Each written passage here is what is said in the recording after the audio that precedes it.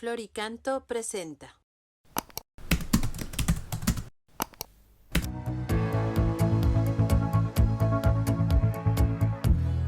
Número 594 del Compendio del Catecismo. ¿Por qué decimos perdona nuestras ofensas como también nosotros perdonamos a los que nos ofenden? Al pedir a Dios Padre que nos perdone, nos reconocemos ante Él pecadores, pero confesamos al mismo tiempo su misericordia, porque en su Hijo y mediante los sacramentos obtenemos la redención, la remisión de nuestros pecados. Ahora bien, nuestra petición será atendida a condición de que nosotros antes hayamos por nuestra parte perdonado. Bueno, estamos comenzando la explicación de una petición importante. Perdona nuestras ofensas como también nosotros perdonamos a los que nos ofenden. Bueno, para empezar, esto supone un reconocimiento del pecado y de tener claro qué es lo sustancial del pecado. Dice, perdona nuestras ofensas. Luego, el pecado es una ofensa al corazón de Dios, al amor de Dios.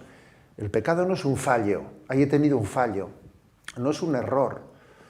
Un error se puede cometer pues haciendo una fórmula matemática. He tenido un error, pero eso no necesariamente no es un pecado. No es una falta de conocimiento, no. El pecado es una ofensa. Perdona nuestras ofensas. El pecado consiste en que el amor de Dios no ha sido correspondido por nuestra parte. Es ser un desagradecido.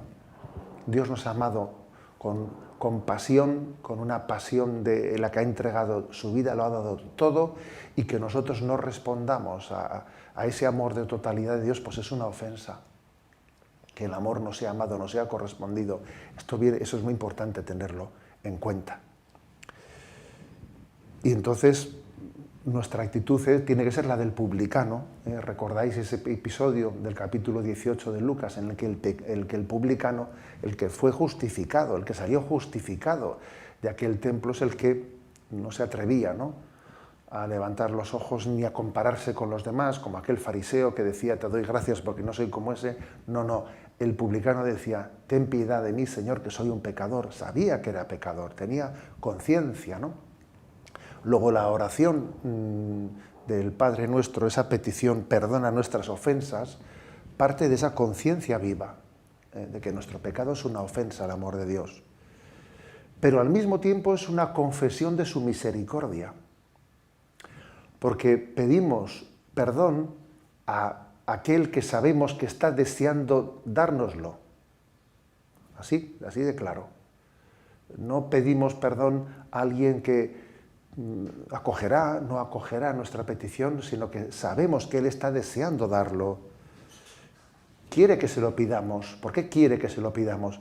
Pues para que crezcamos en conciencia, crezcamos en conciencia de la necesidad de ese don, del don del perdón, para que pidiéndolo crezcamos en la capacidad de recibirlo.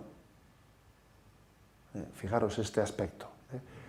En la medida en que tú lo pides y vas teniendo hambre y sed de ello, tú mismo te dispones a poder recibirlo. Pedir es generar hambre y sed para que así te puedan dar de comer y de beber. Si alguien no tiene hambre y sed, ¿cómo le vas a dar de comer y de beber si no abre ni siquiera la boca, si no tiene conciencia de que tiene que ser alimentado? Pues bueno, algo similar ocurre en la petición del perdón, en la petición de misericordia. Caer en cuenta de que la necesito, de que Dios quiere dármela, de que yo tengo que disponerme a recibirla, a acogerla. Y por esto eso supone recurrir a las fuentes de la misericordia, porque el Señor ha querido especialmente en los sacramentos darnos pues ese depósito de su misericordia, esos sacramentos que estaban expresados místicamente en esa sangre y agua que brotó del corazón de Cristo traspasado por la lanza. Sangre y agua, imagen de los sacramentos de la Iglesia, imagen del bautismo, imagen de la Eucaristía. Por eso dice esta petición, perdona nuestras ofensas, pero vamos a ir ahora a un tema muy clave, porque es que esta petición dice pone como una condición, como también nosotros perdonamos a los que nos ofenden. Y claro, esto es algo muy clave.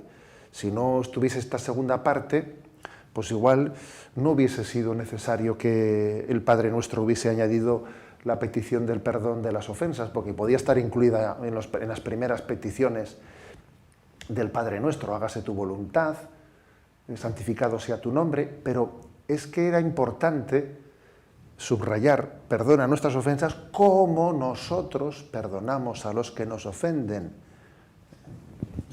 Si yo no perdono, no puedo recibir el perdón de Dios. Este es un tema clave para entenderlo adecuadamente, no en el sentido de que Dios, por una especie de vendetta, como diciendo, como tú no te has portado bien con ese, yo tampoco pienso portarme bien contigo, como si fuese una especie de vendetta, de despecho de Dios. No, yo creo que no es correcta esa interpretación.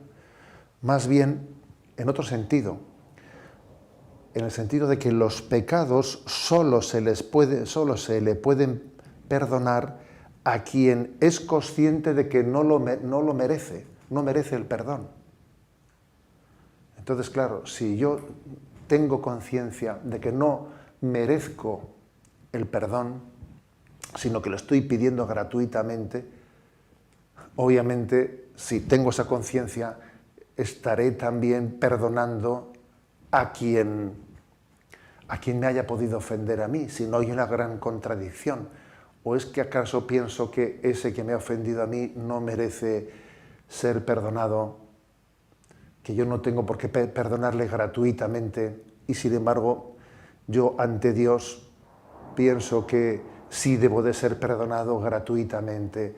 Si tengo conciencia de que el perdón es gratuito, entonces es mi apertura al don de la gratuidad, perdonando a los demás, la que me va a permitir el don de recibir gratuitamente el amor de Dios, ¿no?